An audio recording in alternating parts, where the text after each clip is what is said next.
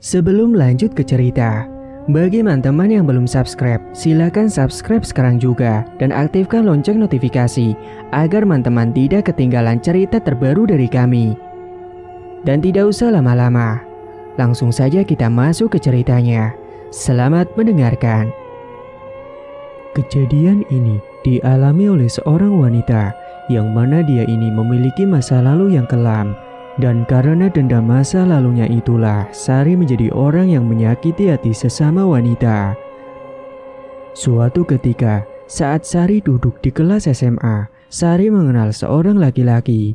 Dan laki-laki tersebut menjadi sang pujaan hatinya. Sari pun menjalin hubungan itu sudah cukup lama.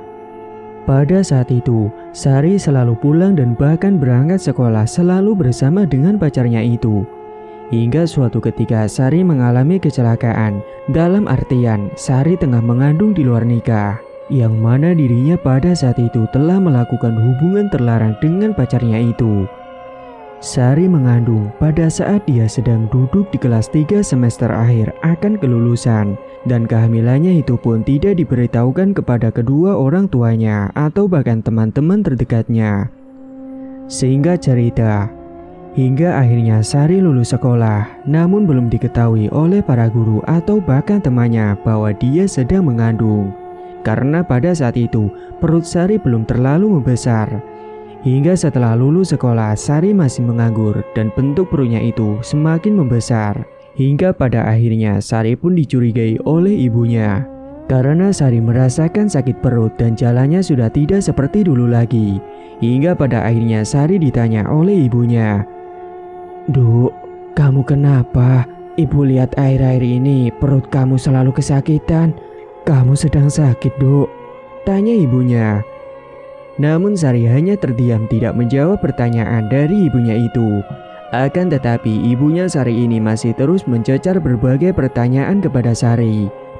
"Ibu lihat, kamu juga jalannya saja berbeda. Perut kamu juga terlihat membuncit sekarang. Kamu kenapa, Duk? Tolong kamu jujur sama ibu," cecar ibunya. Akhirnya Sari pun mengatakan kepada ibunya dengan sejujur-jujurnya, Aku hamil, Bu. Aku dihamili sama laki-laki. Tapi laki-laki itu tidak mau bertanggung jawab. Malah dia kabur entah kemana," ucap Sari. "Astagfirullah, Duk," ucap ibunya terkejut. Akhirnya dari kejadian itu, ibunya tidak memperbolehkan Sari untuk keluar dari rumah. Sari dikurung di dalam rumahnya, begitu juga dengan ibunya. Ibunya tidak pernah pergi ke tetangga atau keluar belanja, bahkan berbaur dengan tetangga saja jarang sekali. Hal itu dilakukan untuk menutupi kehamilan anaknya, jadi ibunya itu ikut menyembunyikan dirinya sendiri. Hingga tibalah suatu ketika kehamilan Sari ini sudah semakin membesar dan Sari akan melahirkan. Malam itu Sari sudah merintih kesakitan merasakan sakit pada perutnya. Sepertinya Sari sedang mengalami kontraksi. Dan pada akhirnya malam itu juga Sari dibawa ibunya ke rumah sakit karena akan melahirkan. Dengan menggunakan mobil bersama dengan ayahnya, dibawalah Sari menuju ke rumah sakit dengan laju yang sangat cepat. Singkat cerita, Sari pun melahirkan anaknya, namun anaknya itu nantinya akan diasuh oleh kedua orang tua Sari agar para tetangganya tidak mengolok-olok Sari. Karena Sari ini adalah anak tunggal. Jadi sekarang kedua orang tuanya yang akan merawat anaknya, dan para tetangganya pun tidak mengetahui kalau itu adalah anak kandung Sari. Yang tetangganya tahu kalau itu anaknya kedua orang tuanya Sari, karena selama ini memang ibunya Sari tidak pernah keluar. Kalaupun belanja untuk kebutuhan sehari-harinya, ia selalu pergi ke supermarket langsung untuk kebutuhan bulanannya. Jadi para tetangganya itu tidak curiga sedikit pun. Hingga suatu ketika, Sari mencari pekerjaan merantau ke luar kota. Sari ngekos di sebuah kosan sendirian. Sari melamar dan mencari pekerjaan ke sana kemari, dan hingga pada akhirnya Sari pun mendapat panggilan kerja sebagai sekretaris di sebuah kantor. Di kantor itu, Sari bekerja dengan sepenuh hati, dan di kantor tersebut sekarang Sari mendapatkan teman baru dan juga suasana yang baru. Saat sedang bekerja, Sari melihat ada sosok laki-laki yang umurnya lebih dewasa dari Sari. Umurnya itu sekitar 30 tahunan, sedangkan Sari masih berumur sekitar 20 tahunan. Sari pun menanyakan kepada rekan kerjanya, yaitu Suci. "Ci, itu siapa sih? Kamu tahu nggak?" "Itu manajernya di kantor ini. Kenapa? Kamu suka sama dia?" "Memang sih, dia tampan dan kaya. Sayangnya kan dia sudah punya istri dan anak," terang si Suci. "Tapi kok masih terlihat muda ya, tampan juga." "Awas kamu, jangan macem-macem. Keluarganya itu sangat harmonis dan bahagia," ancam Suci memperingatkan si Sari. Namun Sari hanya tersenyum kecut kepada Suci. "Namanya siapa, Ci?" "Namanya Pak Jaya." Setelah keduanya selesai mengobrol, Sari dan Suci pun melanjutkan kembali tugas kerjanya. Hingga sepulangnya bekerja, Sari sedang menunggu bus angkutan untuk segera pulang. Saat Sari sedang menunggu angkutan di depan halte bus yang ada di depan kantornya itu, tiba-tiba saja ada sebuah mobil yang menghampirinya. Sari pun terperanjat. Orang yang ada di dalam mobil itu membuka kaca mobilnya dengan perlahan-lahan. Dan betapa terkejutnya Sari saat melihat kalau di dalam mobil tersebut adalah Pak Jaya, manajernya yang Sari kagumi dengan ketampanannya itu. "Sari," panggil Pak Jaya. Sari terkejut saat Pak Jaya memanggil namanya, karena dari mana Pak Jaya bisa tahu tentang nama dirinya. Padahal mereka berdua saja belum pernah berkenalan. Sari hanya tersenyum malu-malu kepada Pak Jaya. "Ayo sini naik Sari, aku anterin kamu pulang," ucap Pak Jaya. "Enggak Pak, terima kasih. Sebentar lagi juga angkutannya datang kok." "Sudah ayo naik, sudah sore, angkutan jarang lewat sini," ucap Pak Jaya. "Nanti merepotkan Bapak." "Tidak sama sekali Sari." Akhirnya Sari pun ikut nebeng dengan mobilnya Pak Jaya. Saat di dalam mobil, Pak Jaya mengajak ngobrol si Sari. "Rumahnya kamu di sebelah mana?" "Aku di sini merantau Pak, jadi aku tinggal di kos-kosan yang cukuplah buat saya tinggali." "Oh begitu, emang kosannya di mana?" "Itu sana Pak, sekitar 20 menit perjalanannya." "Oh iya Pak, kenapa Bapak bisa tahu nama saya? Bapak tahu dari mana?" tanya Sari. "Oh itu, dari teman kamu tadi, aku bertanya nama kamu sama Suci," jelas Pak Jaya.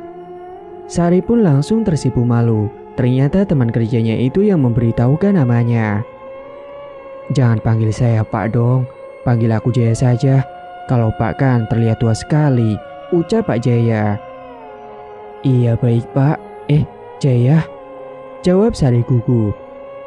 Beberapa saat kemudian, akhirnya mereka pun sampai juga di tempat kos-kosannya si Sari. Sebelum pulang, Pak Jaya sempat meminta nomor HP-nya Sari. Sari pun tanpa keberatan memberikan nomor HP-nya secara cuma-cuma. Setelah mendapatkan nomor HP-nya Sari, Pak Jaya langsung berpamitan untuk pulang ke rumah. Malam harinya, Sari terbayang-bayang dan hatinya sangat berbunga-bunga karena tadi sore diantar oleh Pak Jaya, orang yang dikaguminya. Tiba-tiba HP-nya Sari berbunyi tanda ada notif pesan. Sari pun langsung membuka isi pesan tersebut dan ternyata isi pesan tersebut adalah dari Jaya. Sontak Sari langsung senyum-senyum sendirian seperti orang yang sedang jatuh cinta. Isi pesan itu mengucapkan selamat malam untuk Sari. Sari pun dengan segan membalaskan pesan dari Jaya tersebut. Tiba-tiba terdengar suara dering telepon dari HP-nya Sari. Ternyata Jaya malah menelpon si Sari. Akhirnya Sari pun mengangkat telepon itu. Mereka pun kemudian berbincang-bincang asik melalui telepon hingga larut malam. Singkat cerita, keesokan paginya Sari berangkat ke kantor dengan dijemput oleh Jaya. Karena tadi malam mereka berdua sudah berjanjian untuk berangkat bersama. Jaya menjemput Sari ke kosannya, lalu mereka berangkat ke kantor bersama. Saat tiba di kantor, semua mata tertuju pada Sari dan Jaya. Karena semua keheranan melihat Pak Jaya berangkat dengan Sari yang sebagai sekretaris. Apalagi kan Pak Jaya sudah memiliki istri dan anak. Akan tetapi Sari tidak memperhatikan hal tersebut. Hingga sesampainya di meja kerjanya, Suci langsung menanyakan kepada Sari. "Sar, kamu kok berangkat sama Pak Jaya?" tanya Suci. Iya, tadi dia jemput aku. Kemarin sore juga aku diantar pulang. Wah, gila kamu. Kamu jangan terus-terusan seperti itu. Nanti semua yang ada di kantor membicarakan kamu loh. Apalagi kan Pak Jaya sudah punya istri dan anak. Kamu mau dicap jadi pelakor, ucap si Suci. Namun Sari tidak memperdulikan apa yang dikatakan oleh Suci. Kemarin itu saat di toilet, aku berpapasan dengan Pak Jaya. Dia menanyakan nama kamu, tapi ternyata dia malah berniat ngajak kamu pulang kemarin, terang si Suci. Oh gitu. Iya, aku juga kaget. Waktu aku sedang menunggu di halte, tiba-tiba dia nyamperin aku dan tiba-tiba ngajak aku pulang bersama, ucap Sari. Mereka pun melanjutkan pekerjaannya yang sudah menanti di meja kerjanya. Hingga ketika sedang jam kerja, tiba-tiba saja Pak Jaya mengirimi pesan kepada Sari. Akhirnya Sari pun membalas pesan dari Pak Jaya. Sehingga pekerjaan Sari itu sedikit tertunda karena Sari sibuk membalas pesan dari Jaya. Sore harinya saat pulang dari kantor, Sari diantar kembali oleh Pak Jaya. Sari dan Jaya ketika pulang di dalam mobilnya berjanjian untuk nanti malam pergi ngedate di taman. Dan kebetulan nanti malam itu adalah malam minggu. Jadi Pak Jaya dan Sari akan ketemuan di taman. Sari pun mengiyakan ajakan dari Pak Jaya. Hingga setelah sampai di kosan, Sari langsung segera mandi karena nanti malamnya akan ketemuan dengan Pak Jaya. Sementara itu di rumahnya Pak Jaya, istrinya menanyakan sesuatu kepada dirinya. Kamu mau kemana mas? Tumben sudah rapi banget, tanya Bu Karin. Ada urusan meeting dengan klien sebentar, jawab Pak Jaya berbohong. Oh gitu, ya sudah kamu hati-hati ya. Bu Karin tidak menaruh curiga sedikit pun kepada suaminya itu. Pak Jaya dan Bu Karin ini telah memiliki 2 anak. Anaknya perempuan dan laki-laki. Anak pertamanya bernama Galang yang berusia 12 tahun. Galang sudah duduk di kelas 6 sekolah dasar. Sedangkan anak yang terakhir perempuan namanya Gina. Gina masih berusia 7 tahun. Gina sedang duduk di kelas 1 sekolah dasar. Pak Jaya memiliki rumah yang sangat besar dan mewah. Di dalam rumahnya itu terdapat pembantu dan juga satpam, serta ada tukang kebun yang membersihkan taman belakang rumah mereka dan juga di taman depan. Karena memang keadaan rumahnya itu sangat luas dan besar. Singkat cerita, malam itu Sari dan Jaya akhirnya ketemuan di sebuah taman kota. Sebelum mereka ketemuan, Pak Jaya menjemput terlebih dahulu ke kosannya Sari. Mereka ketemuan dan duduk di bangku taman yang berhadapan dengan jalan raya. Suasana taman kota malam itu sangat ramai sekali dengan banyak penjual makanan yang enak-enak. Saat sedang asik bercengkrama, tiba-tiba saja Jaya berpamitan kepada Sari untuk pergi ke mobilnya terlebih dahulu. Sari pun menunggu sendirian di bangku taman itu yang hanya diterangi dengan lampu taman. Beberapa saat kemudian, Pak Jaya datang menghampiri lagi ke arah Sari. Dan Pak Jaya mengagetkan Sari yang sedang duduk di bangku taman sendirian. Pak Jaya membawakan sebuah bunga serta cincin untuk diberikan kepada Sari. Sari pun terkejut saat melihat Jaya membawakan bunga dan cincin. Dan di saat itu juga Jaya menyatakan cintanya kepada Sari. Sari, selama ini aku sudah memperhatikan kamu. Dan aku sudah jatuh cinta sama kamu. Kamu mau gak jadi pacar aku? Ucap Jaya. Sontak Sari pun terkejut karena tiba-tiba saja Jaya menyatakan cintanya kepadanya. Namun karena Sari pun sudah nyaman dan juga sudah suka dengan Jaya, akhirnya Sari pun menerima cintanya itu. Tanpa memikirkan kalau Jaya sudah berumah tangga dan juga memiliki istri dan anak. Iya, aku mau. Jaya pun langsung terperanjat senang karena cintanya telah diterima oleh Sari. Singkat cerita, akhirnya mereka menjalin hubungan secara diam-diam, tidak ada yang mengetahui. Akan tetapi Sari dan Jaya masih saja selalu berangkat ke kantor dan pulang kerja selalu bersama. Suatu ketika, saat hari libur, Sari dan Suci pergi ke mall. Mereka pergi ke mall untuk berbelanja bersama untuk kebutuhan bulanan di kosannya. Karena saat ini Suci sudah berpindah kosannya, sekarang Suci pindah ke kosan yang ada di sampingnya Sari. Jadi sekarang mereka berdua selalu bersama dan kalau berangkat ke kantor, Suci ikut dengan Sari dan Jaya. Mereka berbelanja bulanan bersama dengan membawa troli untuk tempat belanjaannya mereka. Saat mereka sedang berbelanja di mall, tiba-tiba saja Sari melihat ada Pak Jaya yang sedang bersama istrinya dan kedua anaknya yang sama-sama sedang berbelanja di mall itu. Saat melihat keharmonisan dan kebahagiaan keluarganya Jaya, Sari merasa sangat sinis melihatnya karena Sari merasa cemburu dan hatinya terasa sesak. Padahal Sari tahu kalau Jaya itu sudah memiliki istri dan kedua anak yang sudah besar. Jaya dan Karin ini dulunya menikah muda, maka dari itu mereka sudah memiliki anak yang sudah berusia 12 tahun. Saat di dalam mall tersebut, Jaya ketika melihat Sari dan Suci pura-pura tidak melihat dan tidak tahu karena Jaya takut ketahuan istrinya nanti. Kala itu Suci sudah mengetahui kalau Sari sudah menjalin hubungan dengan Jaya. Sari ini anaknya sangat keras kepala, jadi dia tidak mau mendengarkan apa yang dikatakan oleh Suci sama sekali.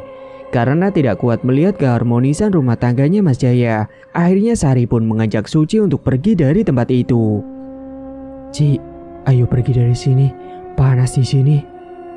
"Ah, kamu gitu aja panas, udah resikonya kamu berhubungan dengan suami orang," jawab Suci.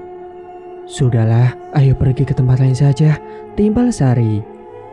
Akhirnya Sari dan Suci pun pergi dari tempat koridor tersebut dan berpindah ke koridor lain. Lalu Sari mengirimkan pesan kepada Jaya yang terlihat sedang makan siang di sebuah kafe yang ada di mall itu. "Mas, kamu jangan mesra-mesra sama dia dong, kan akunya jadi panas," isi pesan dari Sari. "Maaf ya, kan aku tidak mau istriku curiga," jawab Jaya. Karena tidak kuat melihat keharmonisan keluarga pacarnya itu, akhirnya Sari dan Suci pun pulang ke kosan. Singkat cerita, suatu ketika Jaya dan Karin ini selalu bertengkar, entah apa yang diperdebatkan. Bu Karin merasa sudah curiga kepada suaminya karena setiap malam Pak Jaya selalu saja senyum-senyum sendiri di depan layar HP-nya, seperti orang yang sedang jatuh cinta. Namun Bu Karin tidak mau menanyakan hal itu kepada suaminya. Bahkan setiap hari libur kerja, Jaya selalu saja mengajak Sari untuk jalan atau ketemuan dan menikmati hari liburnya itu. Pernah waktu itu saat Sari dan Jaya sedang jalan di mall, Bu Karin melihat kalau suaminya sedang berjalan dengan wanita lain. Saat itu Bu Karin sedang belanja pakaian bersama dengan temannya. Bu Karin melihat suaminya itu sedang bermesraan dengan wanita di sebuah kafe yang ada di mall itu. Akhirnya Bu Karin dengan perasaannya yang sudah memuncak, ia pun menghampiri ke arah suaminya. Bu Karin langsung melabrak Pak Jaya dan Sari yang sedang duduk bermesraan. "Mas, dia ini siapa? Kenapa kamu beriana seperti ini, Mas?" teriak Bu Karin. Membuat suasana yang ada di kafe tersebut menjadi kisruh seketika dan semua mata memandang kepada mereka. "Loh, Mama, kenapa kamu ada di sini?" tanya Pak Jaya terkejut. "Kamu tidak perlu tahu siapa dia, Mas. Jawab," ucap Bu Karin. Tanpa rasa malu, Pak Jaya berkata sejujur-jujurnya. "Dia Sari, dia pacarku." Seketika air matanya Bu Karin tak bisa terbendung. "Kenapa kamu tega, Mas? Kamu kan sudah punya istri dan anak. Kamu gak mikir ke situ. Kamu sudah menyakiti aku, Mas," ucap Bu Karin. "Sudah, kita pulang saja, kita bicarakan di rumah. Jangan di sini, malu-maluin saja," ucap Pak Jaya tanpa merasa bersalah sedikit pun. "Malu? Kenapa kamu malu, Mas? Kamu saja berselingkuh tidak malu," jawab Bu Karin naik pitam. Karena situasinya semakin memanas, akhirnya mereka pun semua pulang. Dengan menggunakan mobilnya, Jaya, Sari, dan Bu Karin berada dalam satu mobil. Sedangkan temannya Bu Karin pulang sendirian dengan mobil yang dibawanya sendiri. Betapa sakit hatinya Bu Karin melihat di hadapannya sendiri suaminya berjalan dengan wanita lain. Dan wanita itu duduk di sebelahnya Jaya, posisi yang seharusnya ditempati oleh Bu Karin. Hatinya sangat hancur, apalagi Bu Karin satu mobil dengan selingkuhan yang tidak tahu malu itu. Bu Karin masih tetap menangis sesenggukan karena betapa hancur dan sakit hatinya melihat suaminya itu telah berselingkuh. Karena selama ini Bu Karin tidak pernah terpikir dalam benaknya kalau suaminya itu bisa setega ini berselingkuh dari Bu Karin. Sesampainya di rumah, Bu Karin langsung mencecar berbagai macam pertanyaan kepada Pak Jaya dan Sari. Kalian sudah menjalin hubungan sejak kapan? Baru 1 tahun, Mah, jawab Pak Jaya tanpa rasa bersalah. Terus kamu tahu kan kalau suamiku ini sudah berumah tangga? Kenapa kamu mau menjalin hubungan dengan suamiku? Cecar Bukarin kepada Sari. Iya, aku tahu karena kita saling mencintai, jawab Sari santai. Tiba-tiba sebuah tamparan keras mendarat ke pipinya Sari karena Bukarin sudah kepalang marah dan merasa sakit hati. Sudah cukup, Mah, kamu jangan pakai kekerasan seperti itu, timpal Pak Jaya yang melerai istrinya dan Sari. Dasar cewek ganjen, gak punya harga diri, cewek murahan, ucap Bukarin kepada Sari. Lalu Pak Jaya langsung membawa pergi Sari untuk pulang ke kosannya. Sari merintih kesakitan di dalam mobil karena pipinya masih terasa sakit akibat tamparan dari Bukarin. Maafkan istri aku ya, Sar. Sakit tahu, Mas, jawab Sari dengan manjanya. Kamu tenang aja ya, aku akan tetap sama kamu kok, ucap Pak Jaya. Beneran ya, Mas? Iya, kamu pokoknya tenang aja. Beberapa saat kemudian, akhirnya Pak Jaya dan Sari sampai juga di kosannya. Singkat cerita, keluarganya Pak Jaya dan Bukarin semakin berantakan dan tidak seharmonis seperti dulu lagi. Sekarang Bukarin menjadi cuek kepada Pak Jaya. Bukarin juga sudah tidak pernah melayani Pak Jaya lagi karena sudah kepalang sakit hatinya. Karena juga Pak Jaya sekarang lebih sibuk memainkan ponselnya saling berkirim pesan kepada Sari. Jadi Bukarin tidak lagi memperdulikan hal itu. Meskipun begitu, Pak Jaya tidak mau memutuskan hubungannya dengan Sari selingkuhannya itu. Karena Pak Jaya tidak mau meninggalkan Bukarin dan juga tidak mau kehilangan Sari. Hingga suatu ketika, Sari berbicara kepada Jaya. Di sebuah kafe, Sari menanyakan tentang hubungannya dengan Jaya. Mas, kamu kapan mau nikahin aku? Kamu serius kan sama aku? Iya, nanti kamu sabar dulu ya. Tapi kamu beneran kan akan nikahi aku, Mas? Iya, Sari, kamu sabar ya. Sari merasa sakit hati karena waktu itu Sari dikatakan wanita murahan oleh istrinya Pak Jaya. Sari pun ingin sekali balas dendam kepada Bukarin. Suatu ketika, Sari minta izin untuk cuti beberapa hari kepada bosnya itu.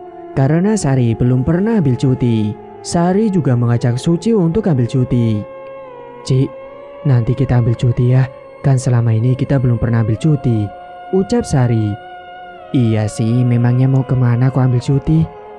Udah, kamu nanti ikut aku aja, aku mau ajak kamu ke suatu tempat, jawab Sari. Tanpa menolak, Suci pun mengiyakan ajakan Sari. Hari itu Sari dan Suci izin terlebih dahulu kepada bosnya untuk cuti selama 3 hari. Hingga tibalah di mana hari mereka akan pergi ke suatu tempat. Dengan membawa bekal baju ganti, Sari dan Suci pergi dengan menggunakan sebuah bus. Dengan perjalanan yang cukup jauh, menempuh waktu sekitar 6 jam perjalanan. Ini sebenarnya kita mau kemana sih? Tanya Suci. Kita mau ke rumahnya Dukun Santet, ucap Sari. Ah, apa kau bilang? Yang benar saja kamu mau ngapain? Cacar Suci. Sudahlah, kamu diam saja, jangan banyak bicara, ikuti aku, katanya mau anterin aku. Suci pun langsung terdiam seketika mendengar apa yang dikatakan oleh Sari. Mereka pun tertidur saat sedang di perjalanan karena mata mereka sangat mengantuk sekali. Hingga beberapa jam kemudian mereka terbangun dan ternyata mereka sudah sampai di sebuah terminal. Sari dan Suci turun dari bus selalu mencari angkutan umum yang melewati jalan ke pelosok desa itu, ke tempat rumahnya Dukun Santet tersebut. Perjalanannya berliku-liku dan banyak sekali hutan di kanan dan kiri jalan. Karena memang rumahnya Dukun Santet tersebut berada di pelosok desa. Perjalanan yang ditempuh menuju ke pelosok rumahnya Dukun Santet itu sekitar 1 jam. Hingga tibalah beberapa saat kemudian akhirnya Suci dan Sari sampai di rumahnya Dukun Santet tersebut. Terlihat rumahnya sangat sepi dan gelap. Rumah Dukun Santet tersebut masih terbuat dari bilik bambu dan lantainya masih beralaskan tanah liat. Sari dan Suci pun menyambangi ke teras rumah dan mencoba mengetuk pintunya. Permisi, ucap Sari. Beberapa saat kemudian pintu pun terbuka dari dalam. Terlihat Mbah Dukun yang membukakan pintu dan menyambut Sari dan Suci dengan senyuman ramah. Silakan masuk, ucap Badukun. Sari dan Suci pun langsung masuk ke dalam rumahnya dan duduk di kursi yang terbuat dari bambu. Sari dan Suci duduk berhadapan dengan Badukun. Ada apa kalian datang kemari? Jadi saya kesini mau membalas dendam, Mbah. Saya mau orang tersebut mati dengan keluarganya, supaya mati dengan perlahan-lahan. Tapi jangan lakukan untuk suaminya, Mbah, terang Sari. Kalau begitu, apakah kamu membawa foto target tersebut? Bawa, Mbah, jawab Sari sembari memberikan foto yang diambil dari dalam tasnya. Lalu Mbak Dukun mengajak Sari dan Suci untuk masuk ke dalam ruangan yang dilakukan untuk tempat ritualnya.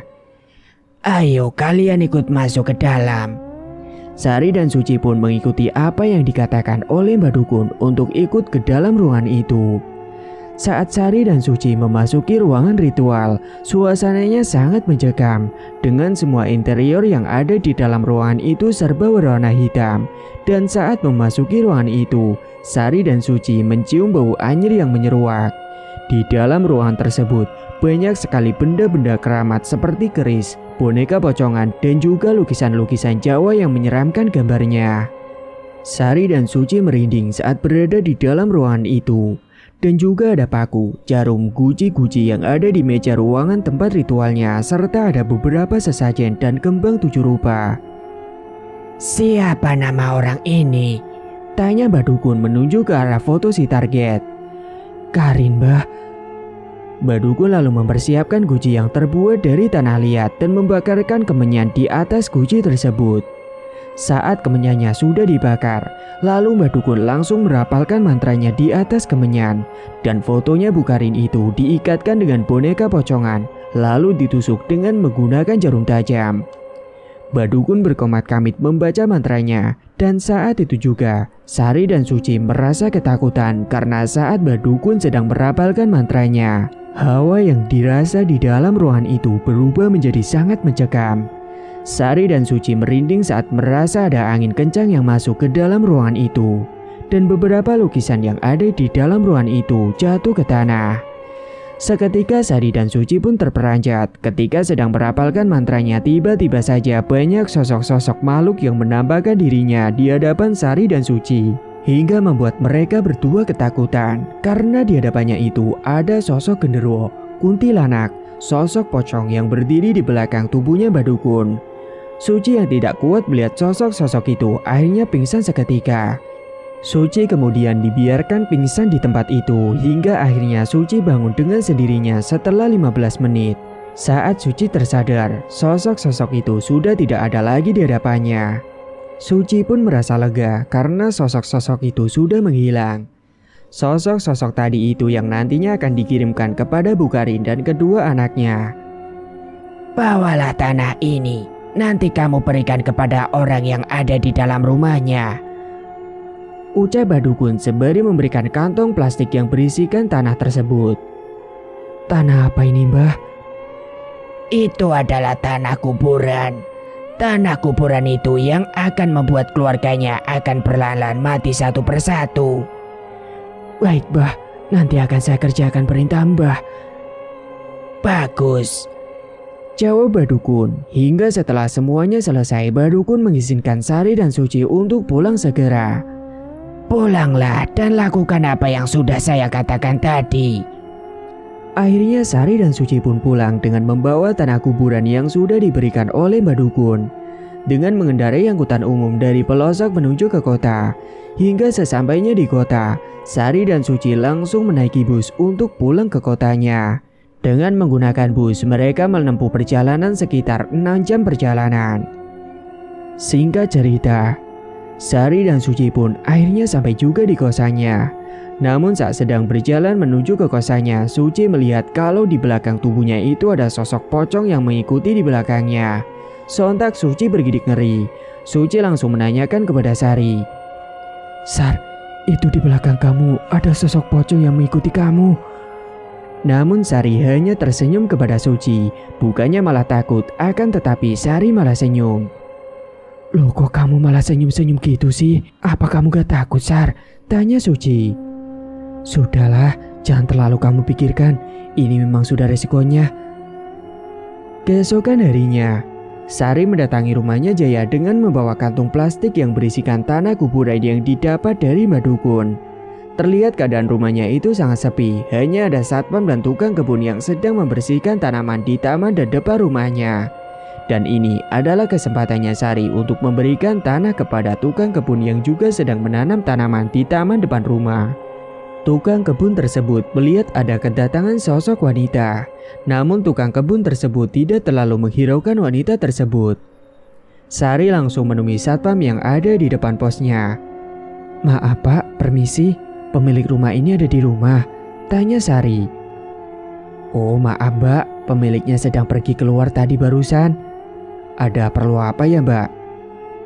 "Oh ini Pak, saya mau mengantarkan tanah pesanannya Bu Karin. Katanya disuruh langsung untuk diberikan kepada tukang kebun." "Kalau begitu bentar ya Mbak, saya panggilkan dulu tukang kebunnya."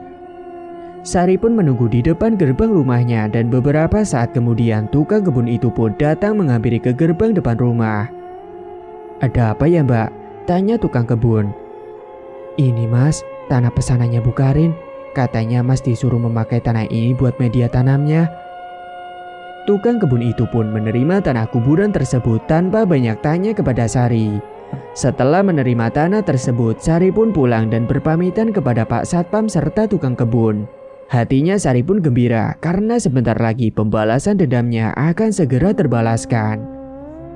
Singkat cerita, pembantunya Bu Karin itu saat memasak makanan di dapur semuanya itu terasa basi dan baunya sangat busuk hingga tidak layak untuk dimakan. Sehingga semuanya tidak menjadi selera untuk makan karena makanan itu baunya busuk dan saat dicicipi pun rasanya sudah basi. Akhirnya karena sudah tidak selera makan, Bu Karin akhirnya meninggalkan meja makan dan memesan makanan secara online. Dari kejadian itu pembantunya merasa bersalah karena semua makanan yang dimasak itu basi dan juga bau busuk. Padahal sebelumnya, bahan makanannya yang akan dimasak itu baik-baik saja, tidak basi dan tidak bau sama sekali. Meskipun begitu, Bu Karin tidak memarahi pembantunya. Hingga di hari-hari berikutnya saat pembantunya itu masak semua makanannya menjadi seperti itu, basi semua. Karena merasa ada kejanggalan, akhirnya Bu Karin pun mengecek semua bahan makanannya yang ada di dapur. Dan saat dicek ke dapur, semua makanannya itu terlihat basi semua. Akhirnya Bu Karin berbelanja kembali ke supermarket untuk membeli bahan-bahan masakannya. Pada suatu malam hari, tiba-tiba saja Bu Karin merasakan sakit pada perutnya dan rasanya teramat sakit sekali. Dan pada saat Bu Karin sedang buang air besar, Bu Karin merasakan kalau dari dalam duburnya itu keluar darah yang jumlahnya cukup banyak. Bu Karin pun terkejut. Malam itu juga Bu Karin meminta kepada Pak Jaya untuk mengantarkan dirinya pergi ke rumah sakit. Sesampainya di rumah sakit, dokter langsung memeriksa keadaan Bu Karin. Saat diperiksa, dokter mengatakan bahwa Bu Karin ini tidak mengalami sakit apapun. Sontak Bu Karin terkejut dan dokter hanya memberikan obat pereda nyeri untuk Bu Karin. Singkat cerita, anaknya Bu Karin yang pertama yaitu Galang mengalami demam yang sangat tinggi dan tubuhnya kejang-kejang hebat. Akhirnya Galang pun dibawa oleh Bu Karin ke rumah sakit. Akan tetapi saat itu Pak Jaya tidak ada di rumah. Beliau sedang pergi bersama dengan Sari entah kemana. Akhirnya Bu Karin dibantu oleh satpamnya mengantarkan ke rumah sakit. Galang pun dirawat di rumah sakit karena panasnya itu sangat tinggi sekali. Dan saat dirawat inap di rumah sakit, Galang sedikit membaik. Akan tetapi Bu Karin masih saja merasakan sakit yang luar biasa pada perutnya. Rasa sakitnya itu selalu saja datang dan membuatnya tidak kuat menahan. Namun Bu Karin tetap berusaha tegar di hadapan anak-anaknya dan tidak menunjukkan rasa sakitnya itu di hadapan anak-anaknya. Hingga beberapa hari dirawat di rumah sakit, akhirnya Galang pun sembuh dan diperbolehkan untuk pulang ke rumah. Galang dibawa Bu Karin ke rumah dan sesampainya di rumah kini giliran anaknya yang terakhir. Demam tinggi dan juga kejang-kejang sama seperti yang dialami oleh Galang saat itu. Karena panik dan cemas, akhirnya Bu Karin langsung segera membawa Gina pergi ke rumah sakit. Sakitnya sama seperti yang dialami oleh Galang. Gina pun dirawat di rumah sakit. Dan beberapa hari setelah dirawat di rumah sakit, Gina pun akhirnya sembuh dan kemudian diperbolehkan untuk pulang ke rumah. Namun, selama kedua anaknya itu sakit, Pak Jaya tidak pulang dan tidak datang ke rumah sakit. Padahal sudah dikabari kalau anaknya itu sedang dirawat di rumah sakit. Pak Jaya malah menginap di rumahnya Sari selama beberapa hari dan mungkin Sari tidak mengizinkan Pak Jaya untuk pulang dan menjenguk anaknya itu. Pak Jaya mengikuti apa yang diinginkan oleh Sari. Seperti sudah dihasut oleh Sari dan Pak Jaya pun mengikuti saja apa yang dikatakan oleh Sari.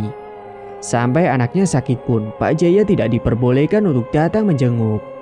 Hingga suatu ketika Pak Jaya pulang ke rumah. "Ngapain kamu pulang, Mas? Selama ini kamu kemana saja? Anaknya sakit malah tidak datang untuk menjenguk," ucap Bukarin emosi. Namun Pak Jaya malah diam saja tidak mengatakan sepatah kata pun dan meninggalkan Bukarin yang terduduk di ruang tamu. Pak Jaya langsung masuk ke dalam kamar. Saat itu juga tiba-tiba Bukarin merasakan sakit yang teramat sangat pada perutnya. Lalu Bukarin berteriak-teriak memanggil suaminya. Seketika Pak Jaya datang menghampiri ke arah Bukarin. "Kenapa, Mah?" "Sakit sekali, Mas. Kita ke rumah sakit sekarang, ayo." Akhirnya Pak Jaya membawa Bukarin ke rumah sakit dan Bukarin langsung diperiksa oleh dokter. Namun kata dokter masih sama, Bukarin tidak menderita sakit apapun. Karena hasilnya masih tetap sama, akhirnya Bukarin pun pulang ke rumah. Setibanya di rumah, Bukarin selalu merintih-meringis kesakitan pada bagian perutnya, sehingga anak-anaknya khawatir dengan sakit yang diderita oleh ibunya. Karena tidak mau merasakan sakit yang terus-menerus, akhirnya Bukarin meminta kepada pembantunya untuk membuatkan jamu, supaya rasa sakit pada perutnya itu sedikit menghilang. Saat Bukarin meminum jamu yang dibuatkan oleh pembantunya, rasa sakit pada perutnya itu sedikit menghilang dan tidak terasa sangat sakit. Tidak hanya itu, anaknya Bukarin yang pertama yaitu Galang. Dia tiba-tiba juga merasakan sakit pada perutnya dan demamnya tinggi kembali. Kali ini Galang lebih sering melamun dan kadang ketawa-ketawa sendiri dan teriak-teriak sendiri. Pernah suatu ketika, Bukarin melihat kalau di dalam kamarnya Galang itu ada sosok pocong hitam yang berdiri menatap ke arah Bukarin dengan tatapan tajam dan tidak mengenakan sekali. Namun sosok pocong tersebut menampakkan dirinya hanya beberapa saat saja dan setelahnya sosok pocong itu menghilang dan meninggalkan kepulan asap di dalam kamarnya Galang. Galang seperti orang yang sedang kesurupan, terkadang teriak-teriak sendiri dan mengeluh perutnya sakit. Hingga karena kasihan melihat anaknya kesakitan, akhirnya Bukarin membawa Galang ke rumah sakit. Namun saat di perjalanan ke rumah sakit, tiba-tiba saja tubuhnya Galang menjadi kejang-kejang dengan matanya yang melotot dan hanya terlihat putihnya saja. Serta tubuhnya kaku sekali, seketika perutnya Galang ini membesar. Saat di tengah perjalanan, Galang tidak bisa menahan rasa sakitnya itu dan akhirnya Galang meninggal dunia saat di perjalanan. Sontak air matanya Bukarin tidak lagi dapat terbendung dan mobil yang dikendarainya itu langsung putar balik ke rumahnya. Dan acara pemakaman anaknya yang pertama itu dilaksanakan besok pagi. Bukarin terus menangis tanpa henti dan terkadang juga Bukarin pingsan karena tidak kuat melihat kenyataan bahwa anaknya ini meninggal dalam keadaan yang tidak wajar. Dan anehnya tubuhnya Galang saat akan dimandikan itu berubah menjadi warna kebiru-biruan dan matanya masih sama dengan keadaan yang melotot. Akhirnya jenazahnya Galang pun dimakamkan di pemakaman terdekat yang ada di sekitar rumahnya. Saat acara pemakaman, Bukarin terus menangis dan merasakan sakit pada bagian perutnya. Sampai akhirnya Bukarin pingsan dan Bukarin langsung dibawa pulang ke rumah. Singkat cerita, sakit yang diderita oleh Bukarin pada perutnya itu semakin sakit sekali. Sampai Bukarin semakin kurus dan tubuhnya kusam tidak terawat. Bukarin juga jarang sekali makan karena kalau makan semua makanan yang masuk ke dalam perutnya itu pasti akan dimuntahkan. Pernah waktu itu Bukarin mencoba makan nasi. Namun masih beberapa suapan, nasinya Bukarin muntahkan dan muntahnya itu disertai dengan darah. Bahkan dadanya merasa sesak sekali. Malam harinya di dalam kamarnya Bukarin didatangi oleh sosok genderuwo yang sangat menyeramkan dengan tubuh yang sangat tinggi dan juga berbulu hitam. Sosok genderuwo itu menatap tajam ke arahnya Bukarin dan matanya merah menyala. Saat itu juga Bukarin yang tidur sendirian karena Pak Jaya sedang di kosannya Sari. Bukarin terperanjat dan ketakutan ketika melihat sosok tersebut. Sosok genderuwo itu seperti akan menghampiri ke arahnya Bukarin. Tubuhnya Bukarin terasa kaku, tidak bisa digerakkan dan mulutnya mau berteriak namun tidak bisa. Seketika Bukarin pingsan dan tak tersadarkan diri hingga pagi hari. Keesokan paginya, anaknya yang terakhir itu tiba-tiba saja demam tinggi dan tubuhnya kejang-kejang. Gina pun langsung dibawa oleh Bukarin ke rumah sakit. Matanya melotot, lidahnya menjulur keluar. Saat itu juga Gina kejang-kejang tubuhnya dan tiba-tiba saja Gina muntah darah. Sesampainya di rumah sakit, Gina langsung diperiksa oleh dokter. Namun dokter mengatakan bahwa Gina tidak menderita sakit apapun secara medis. Sementara wajahnya Gina sudah mengucat dan tubuhnya sudah kejang-kejang. Hingga seketika Gina melamun dan tubuhnya seperti bukan dirinya. Gina seperti orang yang kesurupan dengan mata yang melotot dan teriak-teriak sendiri. Akhirnya Bukarin dan dokter memegangi tangan Gina yang memberontak. Seketika kepalanya Gina mendongak ke arah belakang dengan tatapan matanya yang terlihat putih semua dan Gina juga mengerang. Seketika itu juga Gina mengembuskan napas terakhirnya. Bukarin pun akhirnya menangis sejadi-jadinya dan suasana hatinya sangat hancur karena kedua anaknya pergi meninggalkannya, sedangkan suaminya pergi dengan perempuan lain. Sungguh hancur dan sakit hati karena menerima kenyataan yang pahit ini. Sedangkan Bukarin juga menahan rasa sakitnya pada perut yang tak kunjung sembuh sama sekali. Akhirnya jenazahnya Gina dibawa pulang ke rumah dan keesokan paginya jenazahnya Gina baru akan dimakamkan di samping kuburannya Galang. Sedangkan Pak Jaya hanya bisa menyalahkan Bukarin karena kematian kedua anaknya yang secara tiba-tiba. Padahal sakit yang diderita kedua anaknya itu tidak tahu apa karena sakitnya secara tiba-tiba dan meninggalnya pun dalam keadaan yang tidak wajar. Kamu ini gimana sih? Anak-anak meninggal semua. Kamu tuh bisa urus mereka apa tidak? Ucap Pak Jaya. Enak aja ya kamu mas, bisanya ngomong seperti itu. Selama ini kamu kemana saja? Anak-anak sakit kamu tidak pernah ikut merawat. Sekarang malah menyalahkan aku. Kamu malah asik sama selingkuhanmu itu. Ucap Bukarin naik pitam. Alah, sudahlah. Memang kamu itu tidak becus mengurus anak. Mengurus diri sendiri saja tidak becus. Kucel kusam seperti itu. Mana ada lelaki yang betah di rumah melihat istrinya seperti ini? Jawab Pak Jaya. Mulai sekarang, aku talak kamu.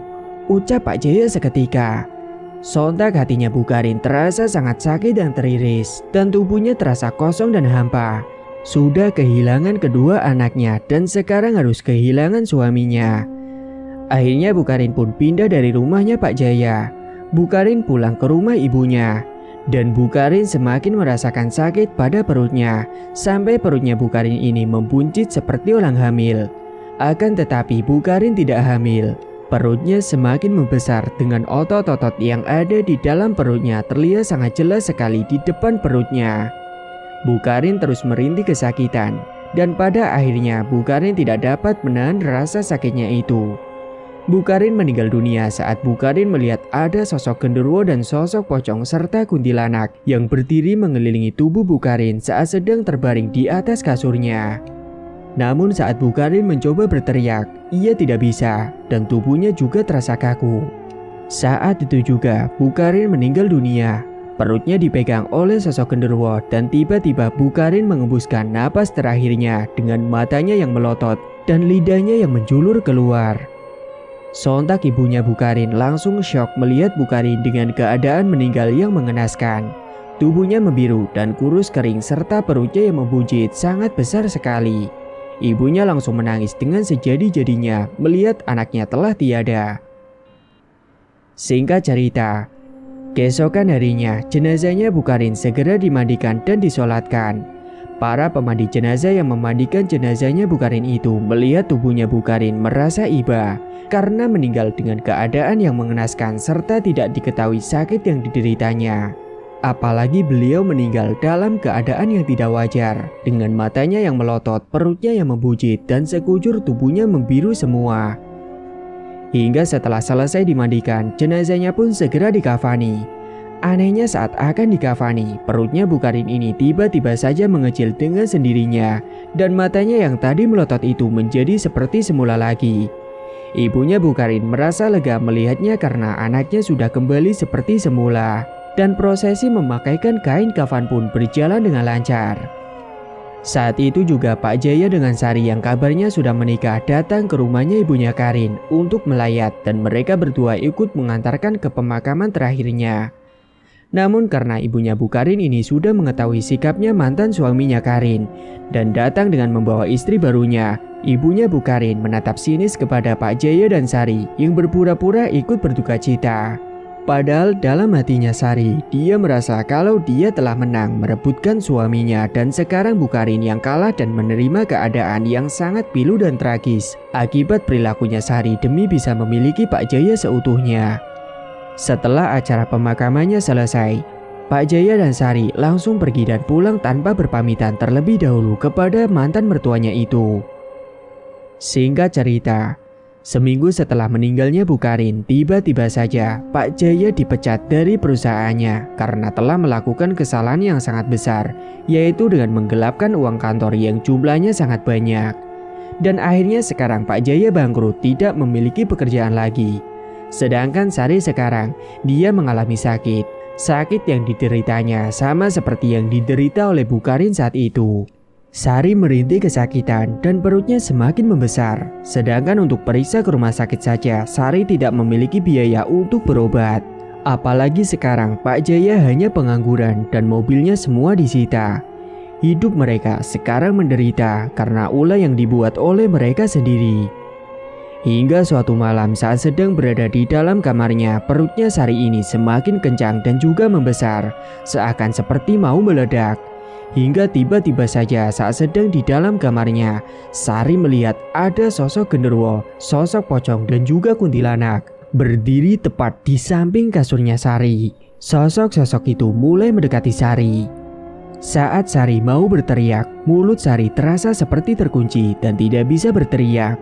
Tubuhnya pun terasa kaku, sedangkan Pak Jaya suaminya itu sedang tidur pulas di sampingnya Sari tepat. Tiba-tiba sosok-sosok itu mendekati Sari. Sari pun akhirnya pingsan.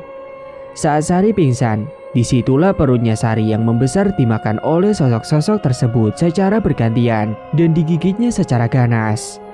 Dan saat itu juga, Sari langsung meninggal dunia. Darah yang keluar dari dalam perutnya itu muncrat hingga ke spray. Namun Pak Jaya tidak mengetahui hal itu karena dirinya sedang tidur sangat pulas sekali. Hingga pada keesokan harinya, Pak Jaya terkejut bukan kepalang saat melihat Sari sudah hancur tubuhnya dan bau anyir serta bau busuk. Singkat cerita, Sari pun dimakamkan dan sekarang Pak Jaya tidak memiliki siapa-siapa lagi. Sudah hancur, ketimpa tangga pula. Itulah pepatah yang pantas didapat oleh Pak Jaya. Sekarang Pak Jaya menjadi orang gila karena telah bangkrut dan sudah kehilangan istri dan juga anaknya yang sudah meninggal terlebih dahulu. Semoga kita bisa mengambil hikmah dari cerita ini dan semoga kita dijauhkan dengan namanya orang ketiga. Dan ingat bahwa setiap perbuatan baik maupun buruk pasti akan ada balasannya dan akan ada karmanya, baik itu karma yang baik ataupun karma yang buruk. Tamat. Cerita pun selesai. Terima kasih bagi teman-teman yang sudah menyimak cerita hingga akhir. Dan bagi yang belum bergabung, silakan tekan tombol subscribe sekarang juga dan aktifkan lonceng notifikasi agar tidak ketinggalan info updatean terbaru dari kami. Sekian dulu dari Mang Ripan, terima kasih sudah menyimak. Wassalamualaikum warahmatullahi wabarakatuh.